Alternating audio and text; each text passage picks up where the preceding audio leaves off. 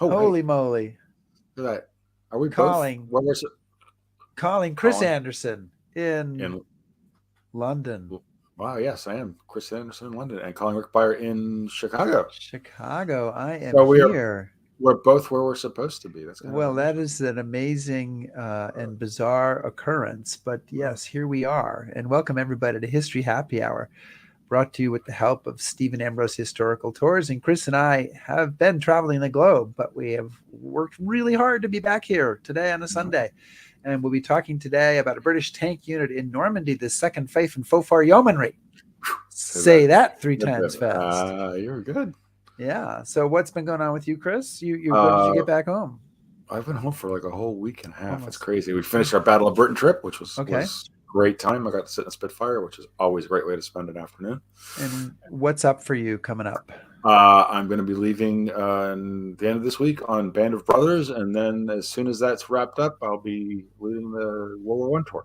Wow. Um, Well, I just got back. I drove down to Owensboro, Kentucky, which is about a yeah, 7-hour drive from here. And we nice. honored yesterday Ghost Army veteran Ken Look Miller, at gold medal ceremony. And there's Ken looking pretty sharp, probably thanks to his wife, Jenny, there.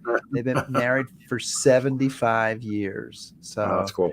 yeah, That's that was cool. really amazing, and and I know we'll talk about this. There's so few of those guys left for any World War II veteran. So we got a nice turnout from the town, and it was a great ceremony.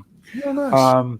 So is there anybody watching the show this week, There Chris, or are is in it fact just you quite a and I few. just chatting amongst ourselves? No, as much as that's a draw. No, no. We have Xavier, so we have the international component. Brian Peacock from Pennsylvania, Stephen Kraft, Joe Strauss, Bonnie Eystone, Stephen Dean. Yeah. I see Lorelei, who just joined us as a Patreon patron. Thank you, Oh, Lorelei. does that mean we have like symmetry in the No, no, column? no, no, no. But we should mention that we do appreciate everybody who's come on as a patron, a top shelf patron, or Absolutely. other patrons, as Lorelei came on as another patron at another level. But there's a level We for love them all. Yes. there's a shelf for you. So There's a shelf for it's you. not the Yeah. top shelf; it's some shelf, and you can come and join that at patreon.com/history happy hour.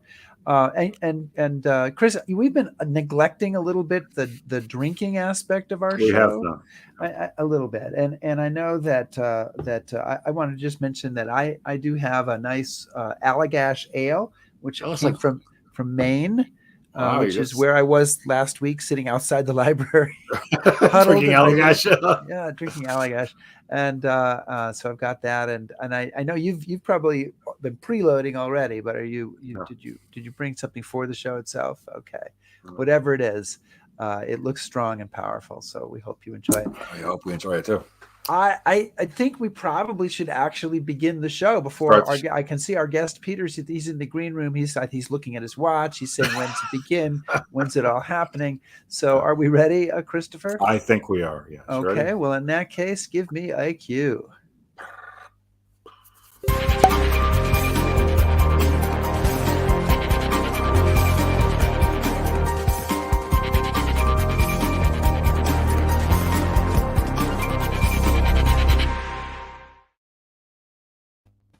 The bar is open. The bar's open, Chris. What is on tap today? Yeah, I'm really excited about today's guest. Peter Hart is a prolific author that we've had on the show before, an occasional punk rocker, and for many years was the oral historian for the Imperial War Museum in London. And so quite a background there, and he's written a stack of books that's nice and tall. And when he's not writing books that we all want to read, he is the co-host with Gary Bain of my absolute favorite podcast, Pete and Gary's Military History Podcast, Military History Podcast. Yes. Which I could say got me through lockdown, and we're here to talk with him about his new book, Burning Steel, A Tank Regiment at War, 1939 to 1945. There you go. Peter Hart. Hey, Peter, welcome. At least I don't have to remember the title of the book now. I almost said Burning Sausage, but we can get to that later. Yeah, that's my own personal name for it. Welcome. I'm going to just really admit right up front that to prepare for the show, instead of reading the book, on my 7-hour drive from Owensboro, Kentucky to Chicago, I listened to episode after episode of Pete and Gary's military podcast, and which has been great. But now your voices fill my head. There's nothing else there. No, it's nothing worse than Gary's voice filling it. Oh, terrible, blasted North London accent. As opposed to my manly Northern accent. Yes. Exactly. Yes, and all the other accents that seem to appear from time to time in the show. God, they're all awful. we only do it to annoy the Americans. Yeah, they all sound good to us, right? Right. Well, I want to hear you. Yeah, let's hear your American accent. Let's do some American accents. An American accent. No, I can't. All right, we tried. You're too perfect. Oh, well played. So, okay. Let's get started. It's all right for you two. You've been drinking already. I've only got Diet Coke. I'm sure. Replacement. Okay. And lies, of course. There was 2 pints there down the pub just before. Yes. Okay. Thank you for not forcing us to out you on that. So. All right, Christopher, get us going. Okay. All right. So, Peter, it's safe to say, I think, that World War I is what your books on the Great War are what you're really known for, and that's where you've written most prolifically. Obviously, you've touched a bit on World War II, but what kind of brought you to write a book about a World War II tank regiment? It's basically it is because when my job at the Imperial War Museum was interviewing veterans, and I think we've talked a bit about this before. The best way to do that is to interview 40, 50, 60 people from the same regiment, because then one person's recollections, there are lots of holes in it. Yeah. 2 people's recollections, still some holes. 50 people, and you've got a decent picture of what happened. You've still got your outriders. You've still got people who are talking rubbish.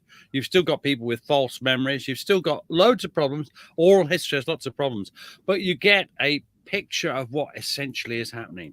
You get an idea of what it's like to be there, and I think it's an idea that you can't get it from any other source as much as you can from really concentrated oral history interviews, where you could sometimes have 2 or 3 people in the same tank, and they don't always agree with each other. Of course they don't. I mean, I'm sure you two don't always agree, and I certainly don't always agree with Gary. His pronunciation of the of various words causes me shock and dismay at times. I'm sure.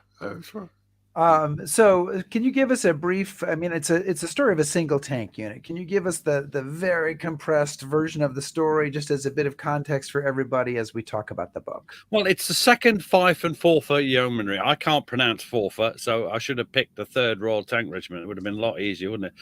But the 2nd Fife and Forfar Yeomanry are, and they are a 2nd line regiment, obviously. They were raised in, put together in 39, in essence, and they spent 4 years basically training. So they were training here, there, and everywhere. They went to Ireland. They trained on the various tanks. They got ready, and it seemed like they'd never go to war. And I wanted that bit of the book to be longer, but my publisher didn't. But there you go. But and then suddenly they do go to war. They land after D-Day, and they're immediately thrown into 2 appalling battles, and those are Epsom and Goodwood. And the Epsom is their introduction to it, and it's murder, and they really discover how bad it could be. That's 26th to the end of the month of June 1944, and then even worse is Goodwood. Which is just an absolute disaster, and it seems like they're going to be broken up. It seems like they've lost so many tanks, they've lost so many men, but then they're rebuilt. They're not broken up. Another unit's broken up, and then they go through Operation Bluecoat. They go through the advance through France into Belgium. There's a bit of a flutter with the German offensive. In Christmas time, a Battle of the Bulge or whatever you call it. What did you call it? No, it's gone out of my head. Yeah, and there's a bit of a flutter there, and then you have the crossing of the Rhine and the advance through Germany, and then for me, the slightly sad bit, all all books that are based on an individual unit have this appalling anticlimax, because suddenly the war's over and they're in Germany and everybody's been demobilized, and just suddenly it just all this thing that's been their lives for the best part of a year that they were fighting. Suddenly it all disappears and they just go home on their own and go and join their families. And I tried to get that feeling across, and that's for me an important part of the book. And then they go back into society, if you like. They go back into their civilian lives, and that is very important for me, because these were just ordinary people who did extraordinary things, but then the rest of their life they have to cope with it.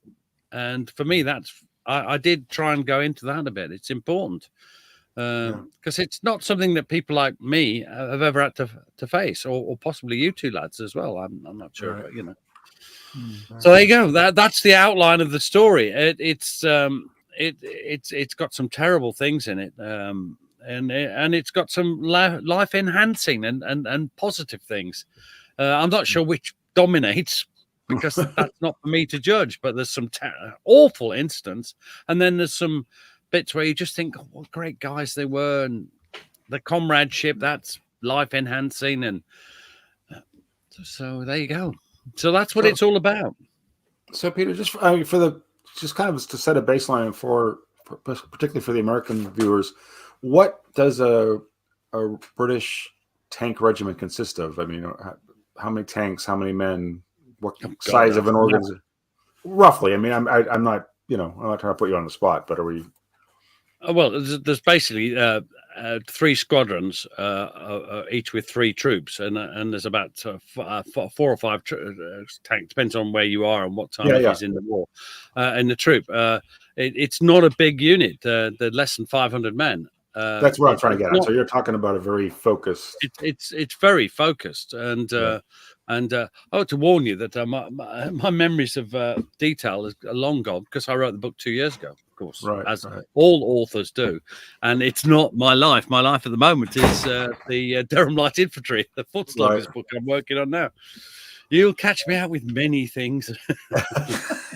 We'll get back to that. Well, it's certainly not the goal, but one of the things, and I'm sure that we'll get into the battles and some of the great characters that you bring out in the book, but one of the things that's also interesting is a tank unit isn't just tanks. That's what really struck me, is that it's all the people supporting. I mean, there's this tremendous number of people who are involved, in order to be able to put the tanks in the field, who are also really important parts of it, aren't there? That is absolutely the case, and I have definitely tried to do that, because there's all the MT, all the motor transport. I mean, the people who carry all the shells, the people who carry the food, the people who carry all the supplies forward, the petrol, the water. So there's all the B echelon people, and they are just as important, because without them, the actual what they call them Sabre squadrons, so they're going nowhere. And if they go anywhere, they're not going to be able to shoot anyone, because they're going to run out of ammunition very quickly. That's why every night they lager. It's a word from the Boer War. So they lager up, and that's when all the lorries come forward and they load up. They bring the petrol, they bring the cans of petrol for it, and they bring all the shells, and they bring the machine gun bullets. They bring everything forward, and without those people, the whole thing doesn't work. And that's one thing that people. You've got to realize with any unit at war that the people behind them are just as important in many ways as the people at the front, the absolute front line. Yeah. And they get killed as well, by the way. Yeah, you paint a great picture of that after, I guess it's the first night in Epsom, but of the tanks pulling back and sort of lined up nose to tail, and the trucks coming along, and it's like, who needs, how many shells do you need? How much gas do you need? Yeah. I'd never thought about this. I always, to me, the tank unit, they're out there, and Brad Pitt or whoever is in the tank is there fighting, they're firing their weapons, and then there isn't the moment where, like, we're going along with the quartermaster corps coming up and seeing what everybody needs. Since that was very, in a small way, very revealing. I found that, and the only fact that they didn't really know where they were, they sort of were guided by the burning tanks all across. That's how they could see to find them. That's how you could find the tanks. Yeah. It's quite a thing, and it is so important, and I'm pleased that the book reflects that. Everybody they've all got roles, and with most of them are crucial roles. They don't put them in a regiment for nothing. They're there to carry out a function. Well, I was just really impressed too, but just the sheer effort to exist in that environment, right? Just not so much the battles, which you talk about, but just kind of getting through the day and keeping the unit supplied and how that all functions. I found that to be really interesting in the book by bringing in those other characters. I think it matters, and the logistics of it all they all build up to the bigger picture. Without these people, nothing's happening. But the life, it's a hard life for everybody. It's just they're living on basic food. They're living on compo rations, which are not particularly nice. Corned beef and the usual stuff that they get. Tinned food, some sweets, some cigarettes. There's a minimal. They've got the latrines are basically a field and a shovel. Often, it's a hard life, and the lack of sleep, and that's something that I know. I'm old. I can't do without sleep now. Right. If you can manage 1 or 2 nights with 4 hours sleep, perfect, no problem at all. Try doing it for a month or 2 months, and then you've got to, of course, to add the stress, which means you're not necessarily able to sleep even when you've got the chance, because of course all the stress builds up inside your head, and I make quite clear this is not from personal. This is from talking to the lads. That I get any insights I have are given to me by the men I interviewed. That's what's very important to me. Yeah. Well, one of the other things I kind of like to get your thoughts on. Obviously, they go into combat in Normandy, and one of the things that the perpetual argument about Montgomery and British versus American performance in Normandy and all that. We don't need to get into that, but I don't think most American readers know just how difficult the fighting was around Caen and why it took so long to take Caen. And obviously, you talk quite a bit about that and the operations that this regiment was involved in. So could you just briefly tell us some of the operations they were involved in and what made this fighting just so brutal? Well, part of the reason is whatever you think of Montgomery, and I think quite a few of us are ambivalent about him, and quite a lot of your American listeners will not be ambivalent. I think the British are ambivalent and the Americans hate him. Fair enough. But one of the things is I don't actually disagree with what he's doing in Normandy, and what basically he's doing is trying to attract the armored forces of the Germans to the British sector so that the American Patton's right hook will work. Now, some people will say that's not what happened at all. I actually think that is what happened, but that's just my opinion. But that means that those men from the 2nd Fife and Forfar Yeomanry and all the other units, but we're dealing with the Fife Forfars, as I tend to call them, they are thrown into action against the strong German armored force, because the whole idea is to attract the German armor. It's one of those things. Let's attract the German armor over here. Oh, bloody hell, the German army! The German armor's here. Well, now what we get? And it is. They're tough battles, and Epsom, Operation Epsom, which is around the village of Sher in Normandy, that starts on the 26th of June. And the Fife and Forfar Yeomanry are fighting there for the next 5 or 6 days. And it's murder. It's absolutely murder. I don't know whether you want a quote or two now or later, but because I've got a quote from that. This is the first time they're in action. And this is from a chap called Lieutenant Charlie Workman. Now, I remember Charlie Workman. I remember sitting he lived in Musselburgh. He rose to be boss of the intelligence corps, the TA thing. He's a bright guy. He was wonderful. I'm not going to do any stupid Scottish accent because I can't. But I will start with my traditional, aye. Yeah, but this gives you an idea of what the fighting was like round Sher for those lads in those Sherman tanks. He says this: the wireless traffic was going like mad. There was an 88mm at so and so. There was something else at so and so. For the first time in my life, I saw German troops advancing towards us. They would be Panzer Grenadiers, part of the 12th SS Panzer Division. This was quite a strong defensive line, and we'd hit it. We put the machine gun onto them. We were told the Germans never led with officers. They regarded that as a waste. You could see who the officer was because people were looking at him. You had to try and kill the officers.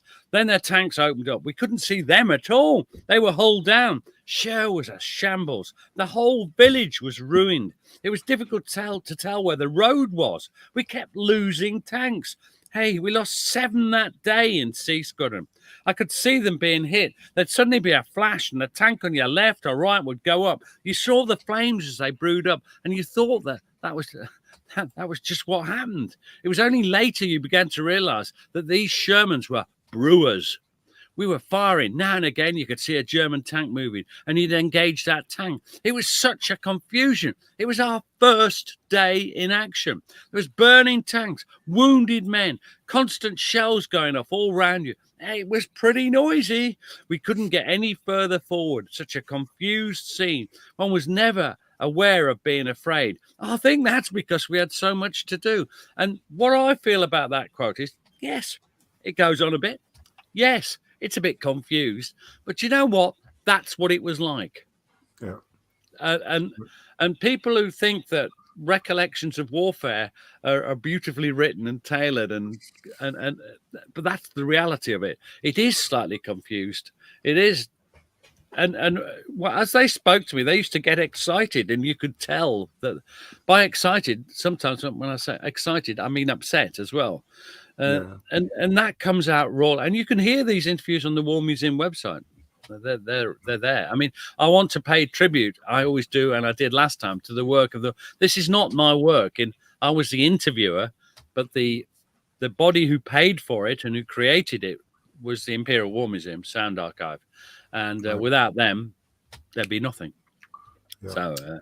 One of the things that I was struck by reading the book is we when we talk about military history, we will talk about a battle or an operation, and you can look at a map. People say, "Here's the movement, and we're moving this way, and this is happening, and this is happening," and then you listen to the voices that you have in your book, and it's when they're telling the story, they can see what you can see out of a little periscope in the tank. They don't even really know what time it is, or maybe not even what day it is, trying to figure out. So it's hard. I think, I mean, you can convey the confusion and chaos of battle in a way. The thing that we do, where we take all these accounts and make a coherent narrative out of it, is almost like it's almost a lie of its own, isn't it? Really, I mean, it really is. It is. I mean, I'm very aware of that. The godlike historian putting everything in order. Well, that's only as best you can go, because oral history is all. I mean, sometimes they do have the wrong date. Some of the big battles, like the first day at Sher, you're pretty confident they remember. And Goodwood on the 18th of July, they'll remember that. But the other, I had a whole chapter which is basically things that I couldn't find out where they were or when they were, but they were too good to miss out. And the chapter's called, I can't remember what it's called. Of course I can't remember what it's called. It's called something like, "What was it like?" as Gary would say. What's it like?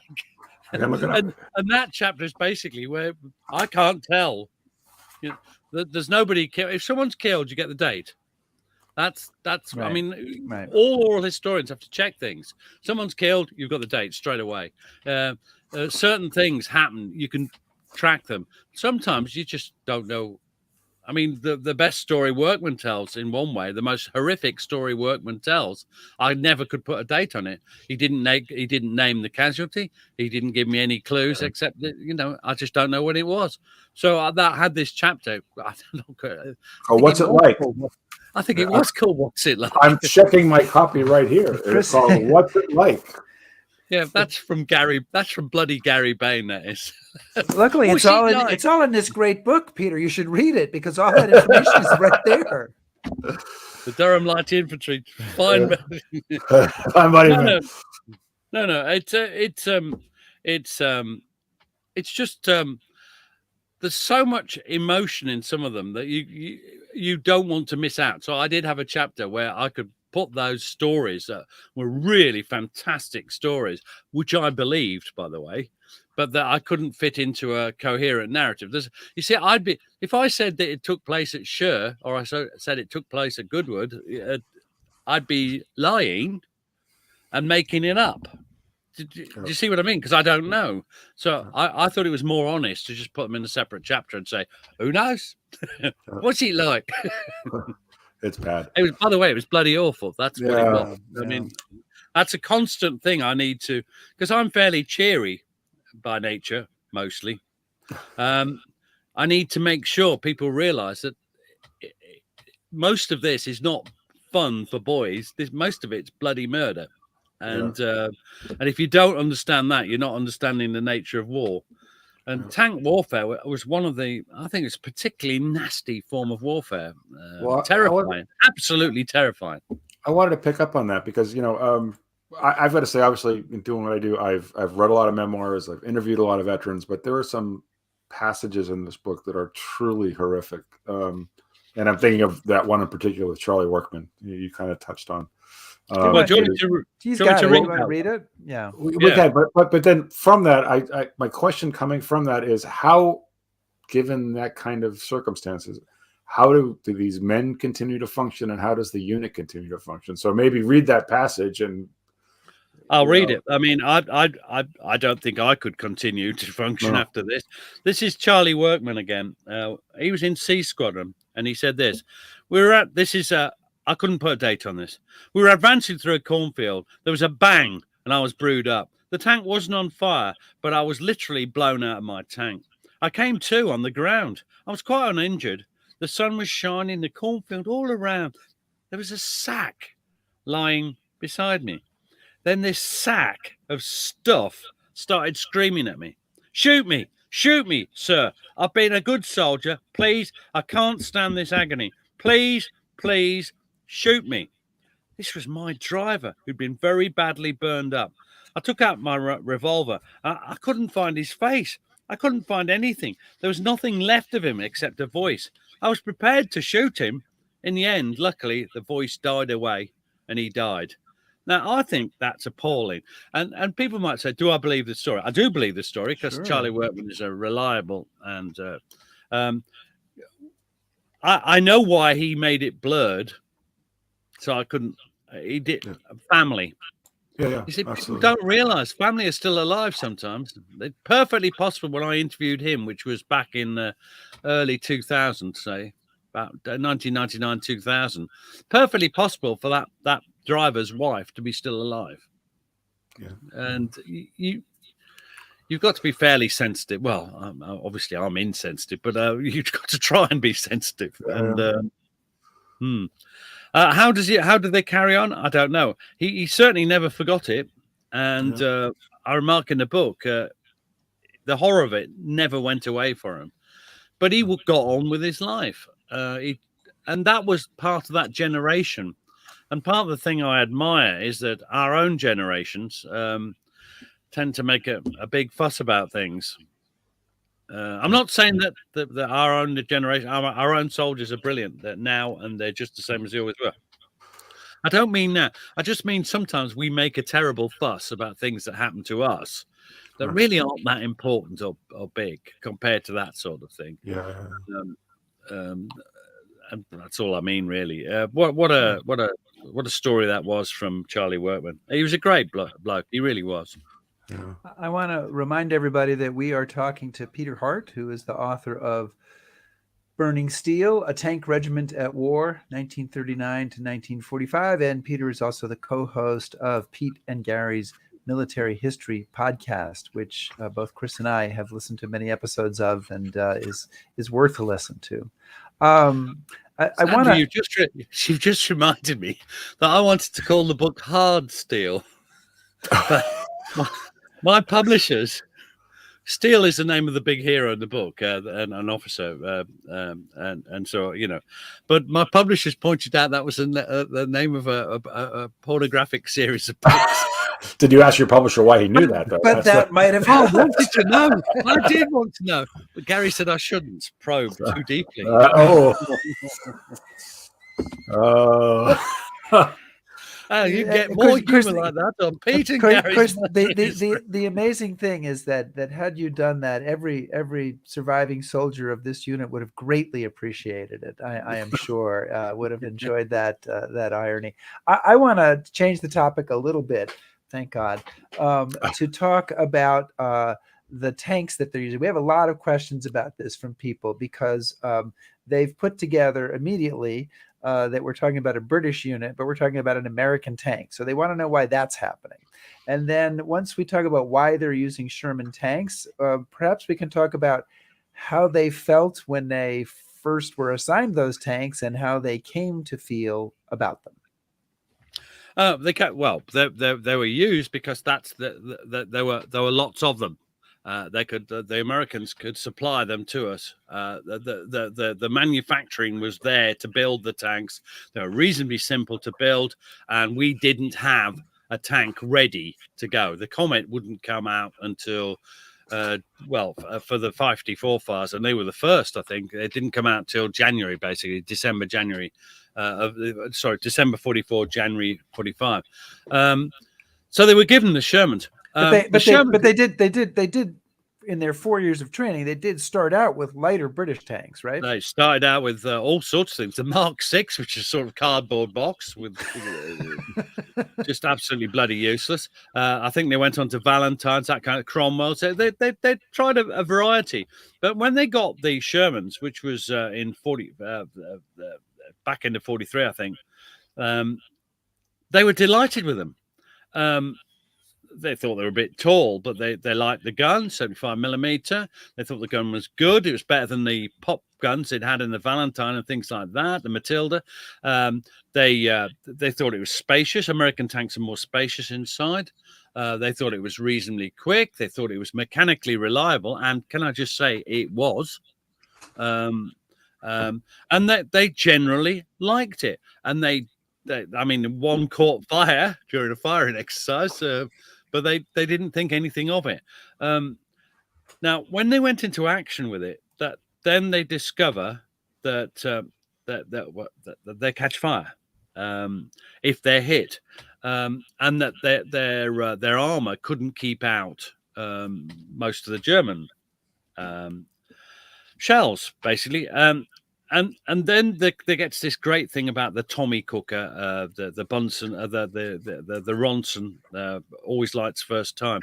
The problem was a lot of it was the ammunition. The ammunition was around them, and the ammunition was around the turret, and they didn't have sealed and wet bins, as they call them, early on. In fact, I don't think the Fife and Forfars never got them, according to them. Other people have said they did, but. The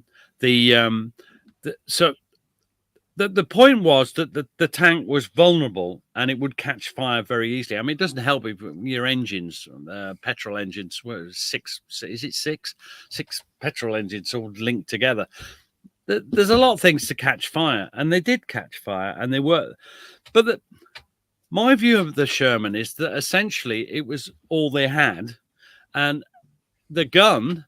The 75mm, although it had low penetration, as an anti-tank weapon, it's not very good at all. But actually, it was a very good weapon for high explosive shells.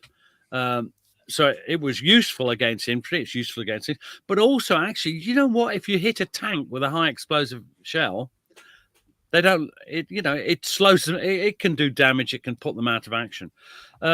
So the Sherman was a useful tank. Its turret could go around faster than any German tank. People often forget that, and I'm accused of not knowing it, but I did know it, but probably didn't put it in the book. I don't know. I got lectured about that. But the turret would go around quicker than the German ones. The Sherman was reasonably equal to the Mark IV, I think most people would say. Mark IV might have been marginally better. I don't know. I'm not that. No, you know, it was definitely inferior to the Panther and the Tiger. But the Tiger's got its own problems. Great big immovable lump of metal.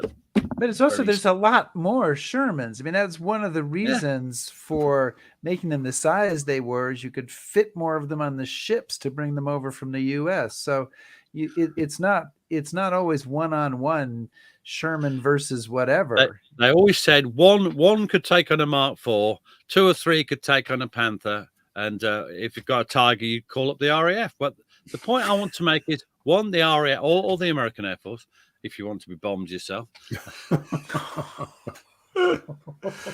That's their joke, not mine. Yeah.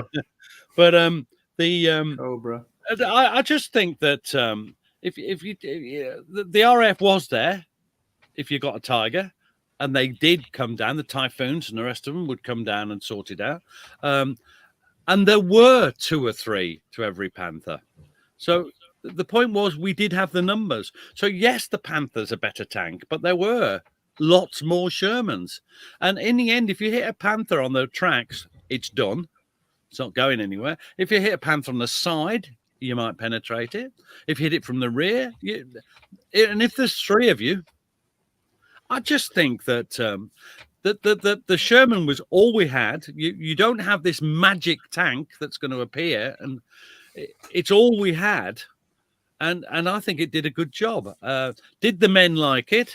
Well, they soon realised. I mean, they used to put extra armour on. And they said they noticed that the hole always seemed to be where the extra armour was. It would go right through it. And the extra armour used to sort of indicate the bits we didn't want them to hit. That was their perspective of it. And I don't know. So that's just my view. There are a lot. The Sherman has become very controversial. I'm not an expert. You know, I'm not an expert, but I'm aware of the controversy, and I don't. Yeah, I've got my opinion. It was a functional, useful tank. Was it the best tank in the world? Absolutely not. Did a lot of people get killed in it? Absolutely. Did it do the job that it could and did? The answer is it did do it. If you see what I mean, I've gone around in a circle a bit there. It did do its job, and it was useful. And when the British replacements arrived, for instance, the Comet, which is what the 50 Forfar's got, wow, they immediately start moaning that the gun, whilst it's much better at armor piercing, it's 76mm, I think it was, much better at armor piercing, but it wasn't as good with high explosive shells. Right. That's one thing you'll get with a British soldier. They've always got something to observe, as Gary would say, not complain, but they observed that it wasn't as good as a high explosive weapon. So there you go. I think most commonsensical people will agree that the Sherman did a good job with it. With all its faults, it did a good job. So Peter, one of the things that maybe I'd like to expand on a bit again, so to give most of our viewers a better sense of the war that this unit fought, is after Normandy. Obviously, where they enter combat for the first time, what is their trajectory? What are their campaigns like? Where are they going? What are they doing? And maybe pick out one particular action post Normandy to kind of illustrate that. I haven't prepared a quote for you, but there's a crossing of the bridge at Arlen in I think it's Holland. It's getting muddled up where the boundaries are. And it's basically it's a great story in the sense that there's this bridge and they have to get across it. The engineers put the bridge in, covered by the infantry. And I want to pay tribute to the Royal Engineers. I want to pay tribute to the infantry. As we're trying to say, there's a lot of people at work here. Right. And then the tanks just charge across. And they basically, of course, have to go one at a time. And the first tank gets hit. And knocked off the road. It slews off the road. The second tank gets hit, so also slews off the road. Third tank managed to get around and go forward. First, the crews of the first tank make the fatal mistake of trying to get out. And of course, people forget a lot of tank crew aren't killed in the tank.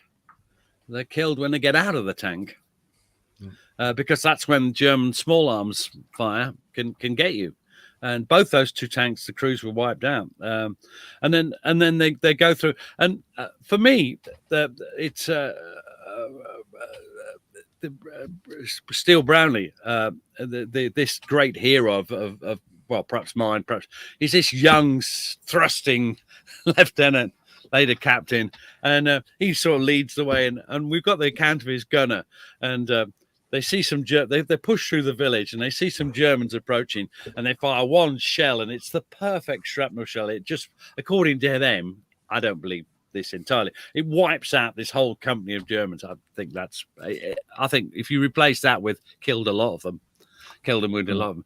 But then they see some movement in a shed, and I just particularly they see movement in a shed, so they put a 75mm shell into the shed, and all these chickens. It's a chicken shed, and to me that just sums up this strange nature of war. You've got people dying there. People dying in the tanks. Got people, the German infantry, which they're not our enemies now. They were then, but they're not in. And then you've got this strange farcical incident of them shooting up a hen coop, and so that for me is that's a sort of thing. And they're in action time and time again. All these little incidents, and each time some tank gets hit, somebody gets killed.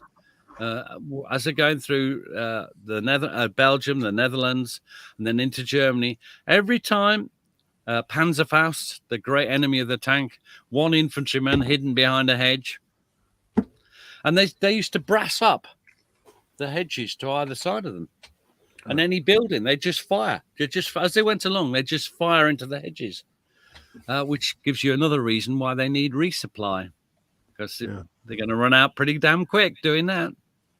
And that's one thing people don't remember. If you're going to brass up hedges as you go along, you're going to need a lot more ammunition.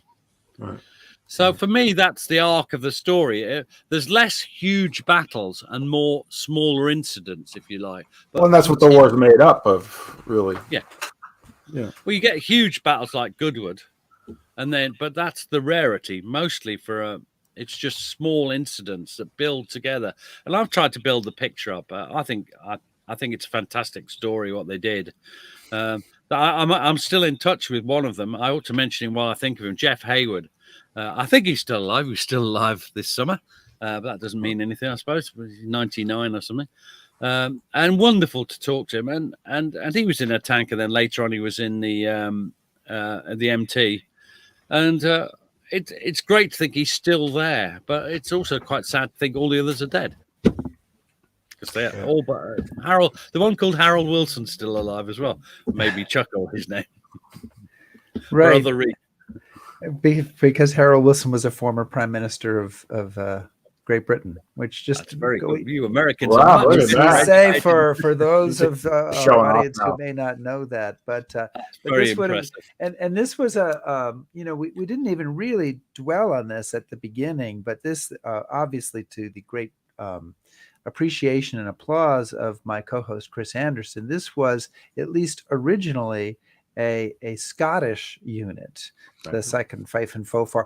And I have to ask, and this is purely ignorance, but ignorance can sometimes lead to bliss. What the name of this unit after the word second are a bunch of words which no American has any idea what they mean. So it's just places. Fife and Forfar Yeomanry. Wait, can you decode that for us? Fife is a place in Scotland, and Forfar is as well, close to each other. And the yeomanry, the former, what you call volunteer cavalry. And then there were the TA cavalry. Obviously, they'd stopped being cavalry in the First World War, and they'd become an armored car regiment after the war.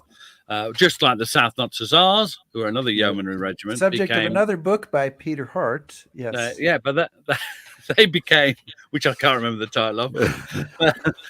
they became artillery, but the Fife and Forfar Yeomanry became a tank regiment ultimately, so that's what it is. And they were Scottish. They were. I mean, their officers were the great and good of Scottish society in that area.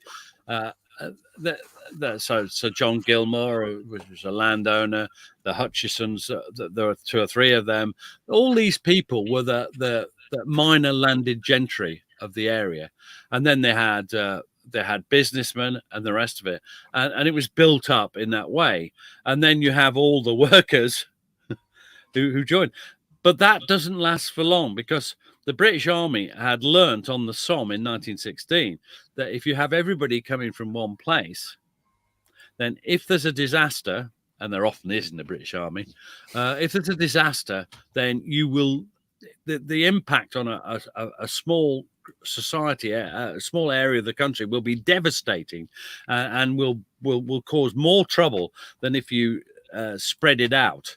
So when the reinforcements join the Fife and Forfar Yeomanry, they come from all over the country, and a lot of the people I interviewed, and it is cheating, I know. We were told to do a Scottish unit, but there was a south of the border group, and they were all the people from England and Wales who joined them, and I got on very well with them. And half the people I interviewed were actually English, or a couple were Welsh, and so the unit became, it's still basically Scottish, say 40-50%, and very Scottish character, but not everybody in it was Scottish. And Chris, if I can ask one follow-up question from a viewer, we have a question about, and we know how you love statistics. So someone wants to know what percent of the original regiment survived World War II. So obviously you have 4 years of training in this regiment. You have a bunch of people who are there, and then you get these horrific battles and horrific casualties and replacements. How many of the original group are there at the end? I have to say I don't know. I mean, not that many, because gradually people get wounded and sent away. I'm not good at statistics. There's no point pretending. I do apologise to your listener for being so bloody useless. It's probably in the book, but I of course can't remember, and I haven't got one to hand. but safe to say, not many. Yeah, well, not many is a good answer. The thing is that it's not that they're dead. Right. It's mostly, though. Remember, for every one dead, there's three wounded. Most of them are, and also people are posted away. People are posted to other units, but gradually the unit becomes less and less Scottish. It remains Scottish in character, but not by nationality. If you remember, I mean, the endless trouble as to whether they put salt or sugar on their porridge.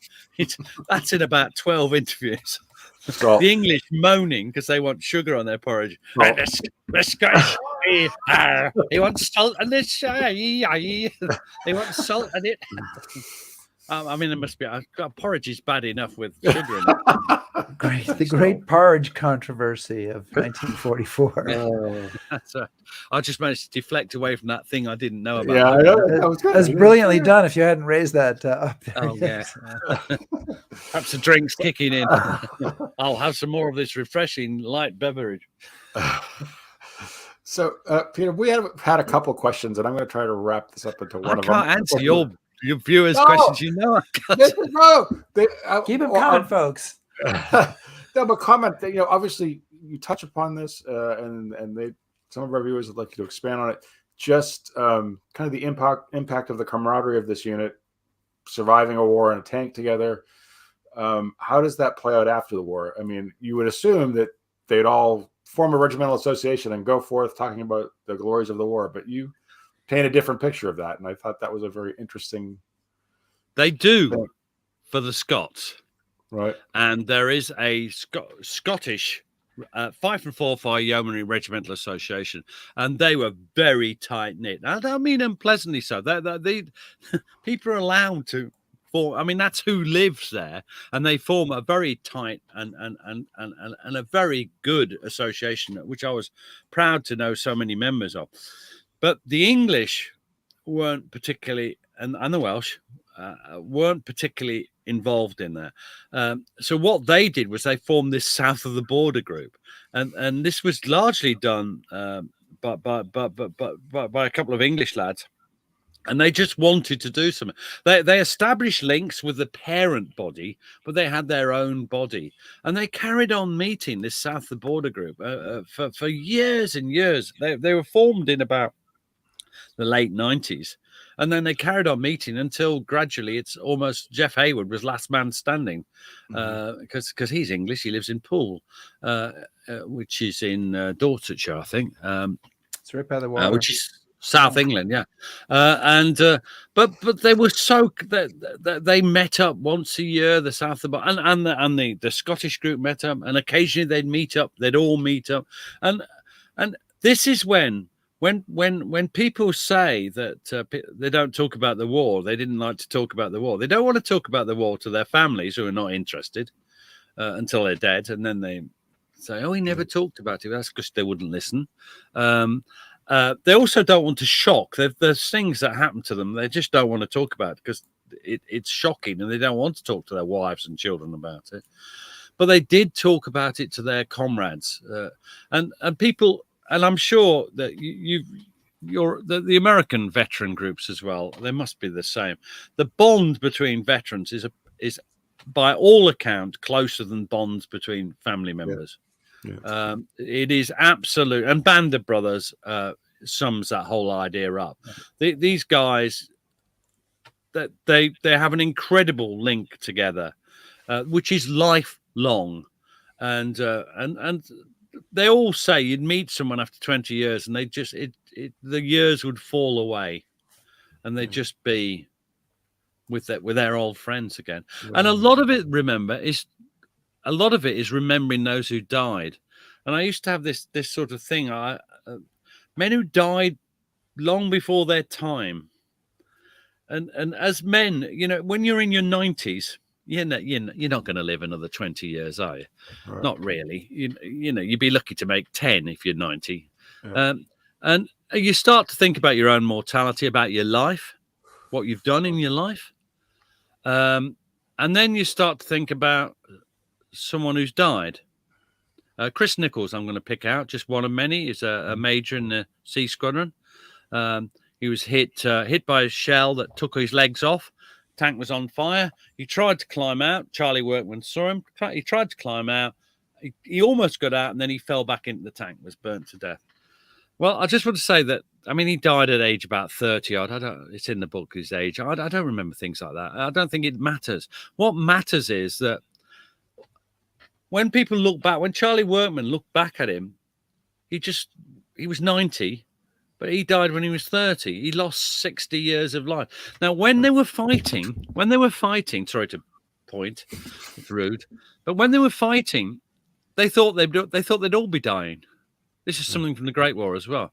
Yeah. So you weren't sacrificing 60 years. You were sacrificing possibly 2 or 3 days or a couple of weeks or at most 6 months because you were going to get killed anyway. Yeah. That's what people like Charlie Workman, that's what people like Steele Brownlee thought. That's what they thought would happen to them. And then after the war, they realized, actually, when Chris Nichols died, he didn't lose a couple of years or a month or so. He lost 60 years. And that's what they talk about. They talk about the ones they've lost. And it's not survivor's guilt. I'm not sure about survivor's guilt. What it is, though, is just a reflection on those men they knew so well, who were comrades then, and they think about them now, or they did, in their dotage, if you want. They think about them still. And it's in a way, while they had the attitude, while they were still alive, so were the memories. So were the memories were carried forward. And I'm sure you found that with the Band of Brothers, that as long as they were alive and still remembering, still talking about, still cherishing the memory of individuals, who were killed, that those individuals somehow still lived. And the only thing I will say is that in some cases, I hope my book helps helps carry on that tradition. I'm not part of that tradition. I'm just a bloody author. Authors are scum of the earth. Ask any publisher. But the point is that I think that books can help to make people almost the memory of them. I think it's a bit sentimental. No, I mean, look, we've all been involved. Chris has been involved with the story of Easy Company. I've been involved with the story of the Ghost Army. You've been involved with the entire British Army, it would seem, in 2 wars.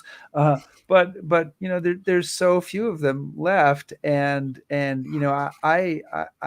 with all that I've done, and perhaps you have the same thought once in a while, I wonder if, if all the effort to put it in books or tell the story in some way is going to end up being like plowing the sea. Will anybody really remember it? But it seems worthwhile to try. And that's kind of where I come at it from. And that's where I come at it from. And Jeff Hayward's still alive. And while he's still alive, he's still when he talks to me, he's talking about these people long dead, and somehow their memory goes on. He's a wonderful old boy, Jeff Hayward. But so many of them were. I mean, Steele Brownlee. Steele Brownlee, I particularly liked. I've just got a little quote for it. He's at the heart of the book. Once he joins, and he's just a gung ho. He's a mixture of brilliant tactical tank commander, fabulous. So he was brilliant, thought like that, and you have to think quickly as a tank commander, or you're dead. Brilliant, trained his crew well, didn't like the English. A lot of people don't like the English. And there's bloody good reasons for it in many cases. He didn't like the English and made his views unpopularly with some of the English who served his tank. He got rid of them. But he was a marvelous leader and a leader of men and just so inspirational. And he just did well. He was incredibly lucky as well. And I don't know what luck is. I'm sure you two don't know either. You don't think that lucky either. Yeah. And Gary tells me I'm lucky to have met him. Yeah. But this is one thing I liked about Steele Brownlee, and I'll just put this quote for you, and it's his feelings after the war. And he's trying to encapsulate what he's like. And he says this. This is in a book, not an interview. He says, out of all the mishmash of memories, I have one that is vivid when I walk the dog of an evening. If the wind is blowing quietly through the trees and everything else is still, I physically feel what it was like to be in a field in Normandy at the end of the day. Not mentally, just physically. It is a strange feeling. And it never goes away for these people. I'm sure they never really get away from those terrible experiences. I mean, most of his friends were killed. Yeah. We work in a grim field at times. I suspect that's one reason why we're so cheerful. One reason why the soldiers are cheerful, right? As well. Because you have to laugh or cry. I might tell you about that book. You have to laugh or cry, and that's what soldiers do. And we're not. Well, I'm not a soldier. I'm not a soldier. But the point is, if you're dealing with this subject, people say, well, how can you laugh and joke? Well, if not, then you're just going to be depressed and miserable, because it is depressing and miserable at times what happens to people. So Peter, I want to ask you, and this is kind of going to lob that softball up in the air, but you've talked about an artillery regiment at war and a tank regiment at war. When can we have you back to talk about an infantry regiment? Oh, what a good idea. You should start working on that book. You should right now. Maybe about the Durham Light Infantry. Fine body of men. I'm going for the 16th Battalion Durham Light Infantry. Oh. Yeah, it's foot sluggers. I did some work on the Durham Light Infantry before, and that was the regiment. In infantry, we did the whole of the Durham Light Infantry. There were 250, 300 interviews, but a lot of them were the 16th because they were in North Africa in First Army alongside the Americans, and they were in Italy. And it's a great story, and that's what I'm doing now. And people say, well, how can you forget how many tanks are on a tank unit? It's because my mind is not on it. It's just not on it, and my mind is on the Durham Light Infantry. And a lot of authors have the ability to sort of keep all their knowledge, but you know Homer Simpson, where he pushes a fact in, the fact comes out that side. I'm afraid with me, it's how many tanks in a tank regiment? It's gone. How many infantry in infantry? 800. Sherlock Holmes said there was only so much lumber you could fit in the attic, so we'll go with that. I like that one. I have one more question. I have one more question. All right. This is we're going for longevity records here on History. One question. I've been dying to ask. Dig in, folks. So, Peter, how many rounds in a Lewis gun magazine? No. All right. No, I don't know. 41. It might be Okay. 43. I used to think it was 49. Ladies and gentlemen, I learned from a chap called Andy Tong. 1, 2, 3, lots. he's not a statistician. He's not a mathematician, but he is Peter Hart, and he is the author of a great book that's worth reading, Burning Steel. You've heard him talk about it. There's a lot more to it than what's here today. Burning Steel Attack Regiment at War, 1939 to 1945. Also the author of At Close Range, is your book about the South Nuts Hussars, the artillery regiment, and the upcoming book Footsloggers. And Peter, I believe in this interview you promised that we would have the first interview of you about Footsloggers. I'm pretty sure I heard that. So we expect that coming up. If you remind me, you're aware of what my memory's like. That'll be coming up soon. Peter Hart, thank you so much for joining us on History Happy Hour. Thank you. I've had a great time. Appreciate it. Another boring featureless interview with we can say that now that he's gone with Peter Hart. Just amazing to have him on. He's up to 2 appearances. He's only 3 away from the big. He's chasing that surprise gift, that surprise gift of the 5-time guest. But I think he'll get there. And Chris, I want to just say that next week we have another show. Amazing. They just keep coming. I'm not sure how that happens. We are going to be talking to Jeffrey Frank, author of The Trials of Harry S. Truman. It's very well reviewed, and I like what one reviewer said. Frank does not so much puncture the Truman myth as let out just enough air to settle the man back to earth. So that is the book. And of course, that was booked by the wonderful Cheryl Del Pozo, who booked that interview and does so much more for us. So thank you to her. Thank you, Chris. And thank you to everybody for being with us. Keep living, keep learning. Thanks, everyone. Be safe.